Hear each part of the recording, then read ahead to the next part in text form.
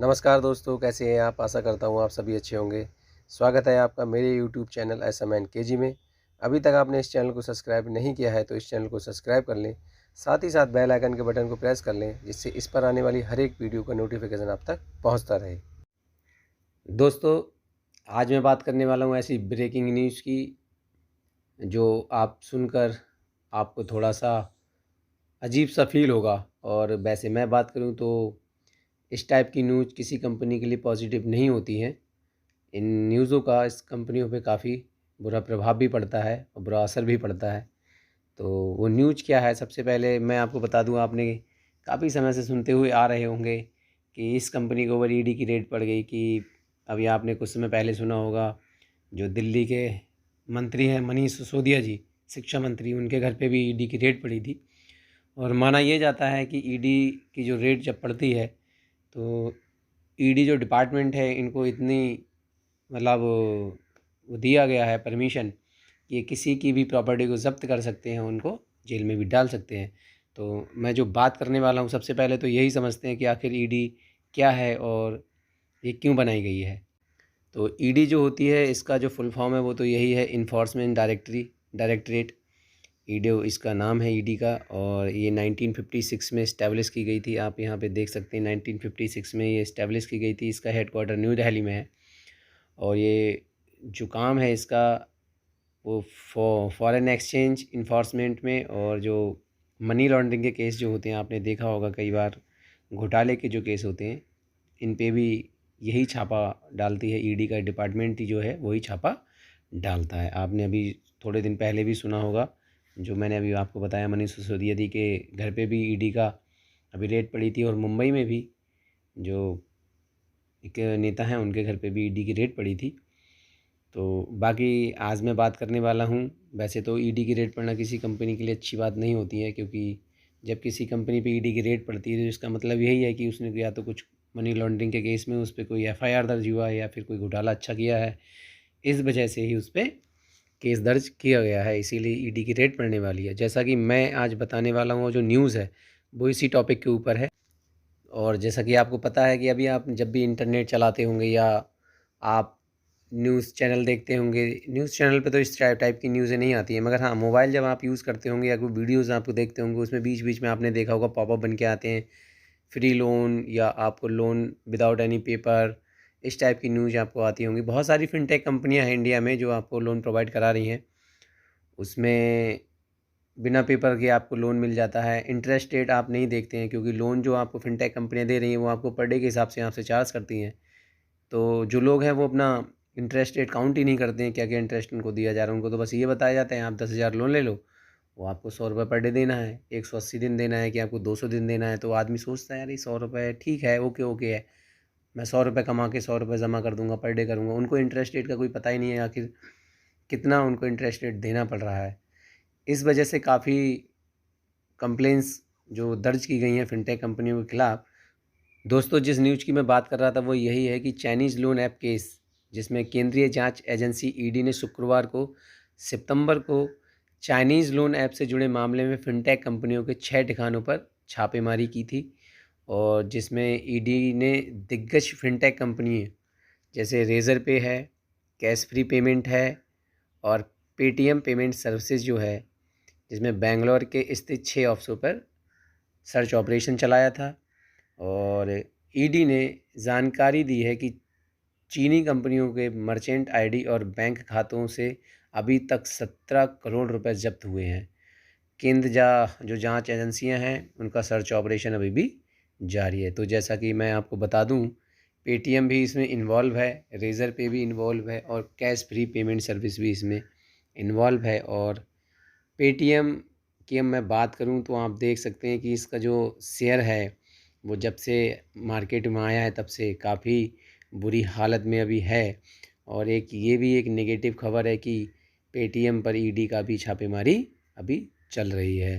तो अभी इस शेयर के बारे में मैं बात करूं तो कुछ लोगों का ये मानना होगा कि हो सकता है कि शेयर की बुरी हालत हो जाए। तो मैं आपको बता दूं, जांच एजेंसी का अपना काम होता है जांच करना, और जांच में अगर ये दोषी पाए गए तो इन पे जुर्माना भी लग सकता है, कुछ भी हो सकता है। तो थोड़ा संभल के ही अपना डिसीजन लें। और ईडी ने जो एक बयान जारी किया है, जारी बयान के मुताबिक prevention of money laundering act जो होता है PMLA 2002 के प्रावधानों के तहत ये कार्रवाई हो रही है। और इस कार्रवाई के तहत किसी चाइनीज शख्स से जुड़ी कंपनियों की भी तलाशी की गई है। आप देख सकते हैं सब कुछ यहाँ साफ साफ लिखा हुआ है।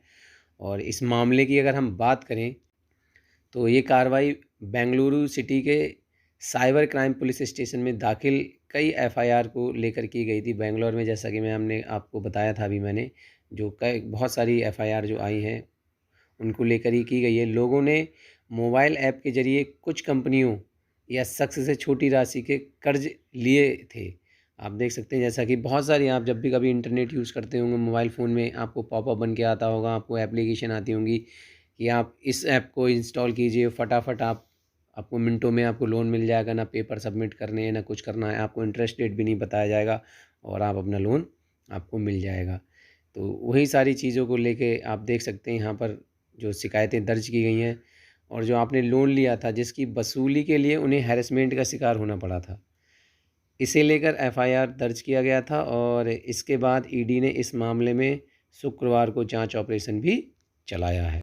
बहुत सारी ऐसी ऐप्स हैं जो रजिस्टर्ड नहीं हैं और फर्जी ऐप्स हैं जिनको डिजिटली आपको पैसा दिया जा रहा है। तो सबसे पहली बात तो यही है दोस्तों, आप जब भी अपना फ़ोन यूज़ करें तो कोई भी ऐसी चाइनीज़ ऐप या कोई भी ऐसी एप्लीकेशन जिसके बारे में आप सही से नहीं जानते हों, उसको अपने फ़ोन में इंस्टॉल ना करें और बेवजह आप लोन लेने की भी शिकार ना बने। क्योंकि बहुत सारी कंपनियां ऐसी हैं जो आपको लोन दे रही हैं और आपको इंटरेस्ट का पता नहीं होता है। और बहुत छोटे छोटे जो अपना रेडी चलाते हैं या छोटे छोटे मोबाइल फ़ोन अभी लोग चलाना शुरू किया, जो छोटे बच्चे हैं उनको पढ़ाई कर रहे हैं, उनको लोन मिल रहा है, उन्होंने क्या किया, अपना थंब लगाया, अपना डिटेल डाली और लोन ले लिया। उसके बाद क्या है कि उनको बेवजह तंग किया जा रहा है। बहुत सारे केस ऐसे सामने आते हैं कि उन्होंने लोन ले लिया और बाद में उनको प्रॉब्लम्स झेलनी पड़ रही। तो इन सारी चीज़ों से बचें। बाकी यहाँ साफ साफ लिखा हुआ है कि अनरजिस्टर्ड और फर्जी ऐप्स के ज़रिए डिजिटली उधारी का जो चलन है बड़ी चिंता का विषय बन चुका है। और इसे लेकर RBI की भी चिंता जाहिर कर चुका है। करीब 2 साल पहले वर्ष 2020 में इन डिजिटल ऐप्स से ऊंची दरों पर लिए गए कर्ज की रिकवरी की प्रक्रिया से परेशान होकर कुछ लोगों ने आत्महत्या भी कर ली थी। देख सकते हैं आप कितना गलत है ये कि आप लोन लेते हैं उसके बाद आत्महत्या भी कर लेते हैं। सबसे पहले जानकारी लेनी चाहिए लोन किस तरह से मिल रहा है, कि हमें पर्सनल लोन मिल रहा है या बिजनेस ग्रोथ लोन मिल रहा है, क्या लोन मिल रहा है, आपका इंटरेस्ट रेट क्या है, सारी जानकारी लेने के बाद ही आपको लोन लेना चाहिए था। इसके बाद आप यहाँ देख सकते हैं कि इन डिजिटल ऐप्स की फंडिंग और ओरिजिन चीन तक है। और 2 अगस्त को केंद्रीय वित्त मंत्री निर्मला सीतारमण ने भी इसके बारे में सूचित किया है। अगर हम बात करें, उन्होंने कहा है कि जो संदेह ऐप्स हैं जिन पे संदेह किया जा रहा है, चाहे वो विदेशी हुई चाहे वो भारतीय ऐप हुई, अगर वो डाउटफुल ऐप हैं जिन पे ऐसी डाउटफुल हैं जो समझ में आ रहा है कि इन्हों में ऐसी धोखाधड़ी हो रही है, तो उन पे भी केस दर्ज किया जाएगा, चाहे वो चाइनीज़ हो चाहे वो इंडियन हो। कोई भी ऐसी ऐप जो गलत तरीके से पैसा वसूली कर रही है उन पर केस दर्ज भी किया जाएगा।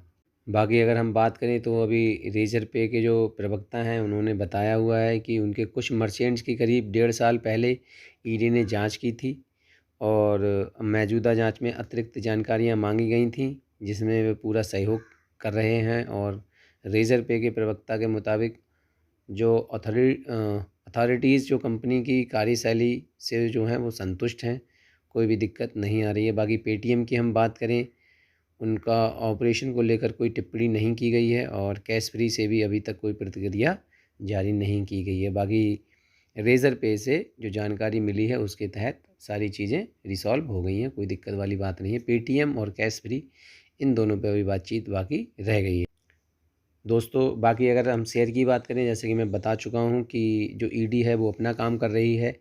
अगर दोषी पाए गए तो कोई कड़ी कार्रवाई की जा सकती है, अदरवाइज़ अगर सब कुछ सही रहा तो कोई दिक्कत वाली ऐसी कोई बात नहीं है। अगर आपके पास पेटीएम का शेयर है और आप इस न्यूज़ के चलते उसको बेचना चाह रहे हैं तो ये बहुत ही गलत डिसीजन होगा, क्योंकि ये जांच एजेंसियां कई कंपनियों पे अभी तक हो चुकी हैं और बहुत सारी कंपनियां इस प्रॉब्लम को सॉल्व करके निकल भी चुकी हैं। ये तो एक पार्ट है जो चलता रहता है। हाँ, अगर आप नया इन्वेस्टमेंट पेटीएम में करना चाहते हैं तो मेरा मानना तो यही है कि थोड़ा समय आप वेट करें, उसके बाद ही इसमें इन्वेस्टमेंट करें। आपके पास शेयर ऑलरेडी है तो उनको होल्ड करके रखें, जब तक कोई डिसीजन नहीं आ जाता है तब तक आप उसमें बने रह सकते हैं। आपको ये वीडियो अच्छा लगे तो दोस्तों मेरे चैनल को सब्सक्राइब करें, साथ ही साथ बेल आइकन के बटन को प्रेस करें और वीडियो में कमेंट करके ज़रूर बताएँ आपको वीडियो कैसा लगा। धन्यवाद दोस्तों।